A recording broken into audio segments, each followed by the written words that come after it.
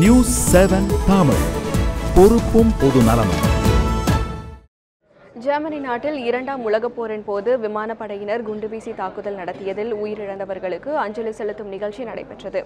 இந்நிகழ்ச்சியில் அதிபர் ஜோக்கிம் கவுக் உட்பட முக்கிய பிரமுகர்கள் கலந்து கொண்டு மெழுகுவர்த்தி ஏற்றி அஞ்சலி செலுத்தினர்.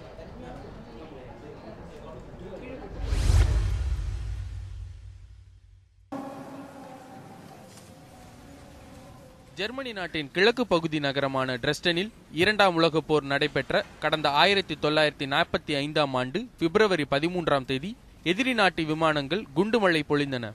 இந்த தாக்குதலில் 25,000க்கும் மேற்பட்டவர்கள் உயிரிழந்தனர். இங்குள்ள பரோக் தேவாலயம் மற்றும் அரண்மனை பகுதிகளில் குண்டுவீசி தாக்குதல் நடத்தப்பட்டன. சம்பவம் நடைபெற்று 70 ஆண்டுகள் ஆனதை முன்னிட்டு குண்டுவீச்சில் உயிரிழந்தவர்களுக்கு அஞ்சலி செலுத்தும் நிகழ்ச்சி நடைபெற்றது.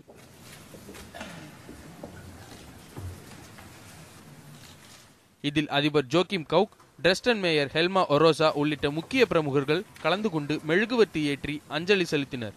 இப்போரில் உயிரிழந்தவர்களை ஒருபோதும் மறக்க மாட்டோம் என்று கூறுகிறார் ஜெர்மனி அதிபர் ஜோக்கிம் கவுக்.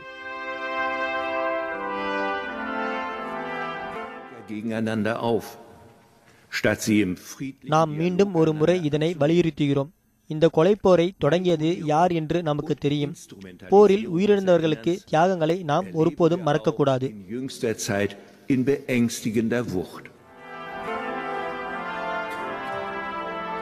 ஜெர்மனியில் தற்போது 50 லட்சம் மக்கள் உள்ளதாக தகவல்கள் தெரிவிக்கின்றன.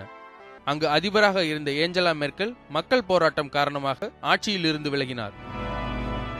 எஸ். மோகனசுந்தரம், உலக செய்தி பிரிவு, நியூஸ் 7 தமிழ்.